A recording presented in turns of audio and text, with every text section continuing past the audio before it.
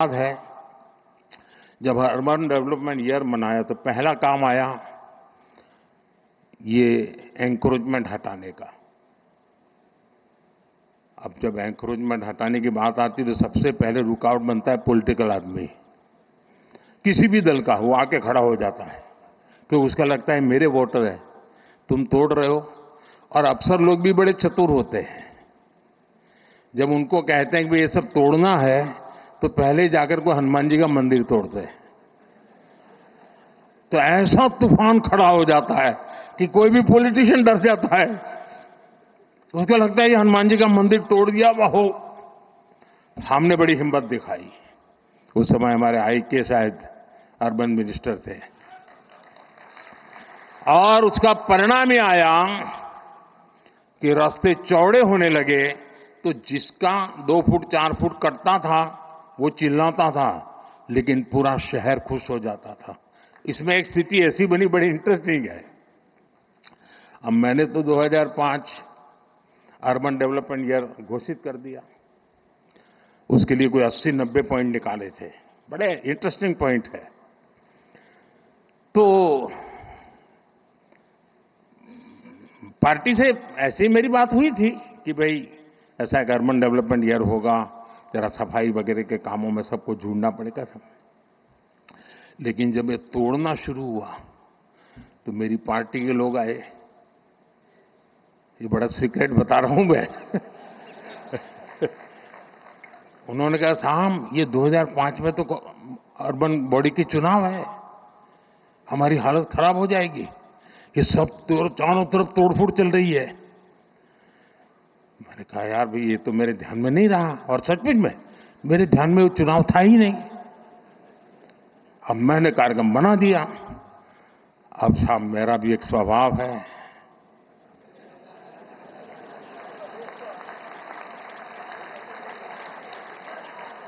हम तो बचपन से पढ़ते आए हैं डगलू बरू के ना हटबू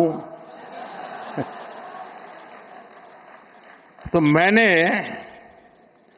मैंने कहा देखिए भाई आपकी चिंता सही है, लेकिन अब पीछे नहीं हट सकते। अब तो ये अर्बन डेवलपमेंट ईयर ये होगा, हार जाएंगे चुनाव क्या है,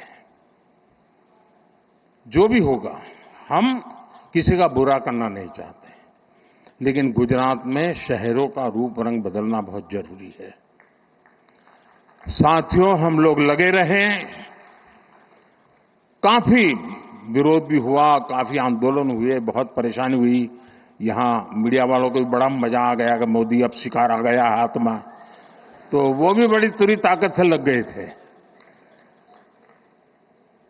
और उसके बाद जब चुनाव हुआ, देखिए मैं राजनेताओं को कहता हूं, मैं देश भर के राजनेता मुझे सुनते हैं तो देखना कहना हूं, अगर आपने सदनिष्ठा से ईमानदारी से लोगों की भलाई के लिए निर्णय करते हैं, तत्कालीन भले बुरा लगे लोग साथ चलते हैं।